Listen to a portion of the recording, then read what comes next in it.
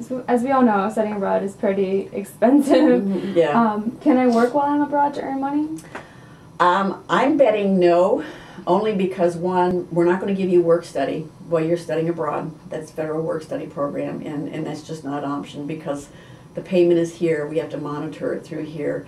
I'm betting that you wouldn't want to work while you're studying abroad, only because I'm sure the requirements that they have to work in a foreign country are the same type of things that we have for our international students working here in the United States. It's very strict requirements. There's hundreds of steps that have to go through, and it may take years for you to be approved to work in a different country. So I would not recommend it, period. Yeah, it just wouldn't make sense. Yeah, I see. Do you recommend using credit cards while abroad? I have not studied abroad for a couple decades, but hearing from the study abroad program coordinators and other students that have gone abroad, you need credit cards while you're overseas. The big thing you need to do is find out how the credit cards are used and how you're charged on your credit card, like when you go to the ATM machines and stuff like that. Obviously, you don't want to carry a wad of cash around with you all the time. For example, I had one of the staff over at Office of International Affairs had gone down to Mexico, and they were using their debit card. Fine, they didn't see it as a problem, but every time they used their debit card, because they were in a foreign country, it was a $4 charge. So they would take out $100 if there's a $4 charge. You know, it just that added up so quick on their account, and they didn't realize it. So you want to make sure that when you're talking about funding, make sure that you have access to your account while you're overseas. Most of the banks do, but if you belong to a little credit union, you want to make sure and double check that.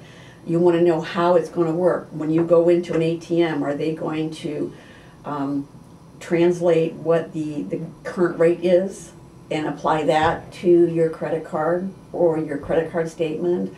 How does that process work with the ATMs there? You're working with different countries, so there might be different procedures depending on what country you're in with regards to the ATM machines. So you want to be careful with those, only because of those additional costs that are involved. And I know some of the programs, like the architecture program and the Florence and the fashion design, they really like to have the students to have a credit card for emergency purposes. If something would come up, that they would have access to some funding. Mm-hmm. How do I fill out my FAFSA while I'm abroad? Say specifically if I'm leaving in the spring. Okay, we have students that are leaving the first week of January. It makes it tough only because we want you to file it as soon as you can after January 1st. So you're either going to have to work with your parents before you go and get all that information together. You can use your W-2s from the end of the previous year. We've had students use their last pay stub. In some cases, well, previously for my son, we used the previous year's tax returns because the funding has not changed a lot with regards to pay. So we were able to use the previous year's tax returns. And then when we got the taxes done, you can go back online and complete the process. With the parent and the student both having a PIN, the student can fill out their portion and the parent could then fill out their portion. You don't have to be in the same room to do that. You just have to know that the student saved this, and you have to know where to find it for the parent to go on and sign it. How can I make my trip more affordable? To make it more affordable, number one is to start planning as early as you can. Not only make it more affordable, but having enough money.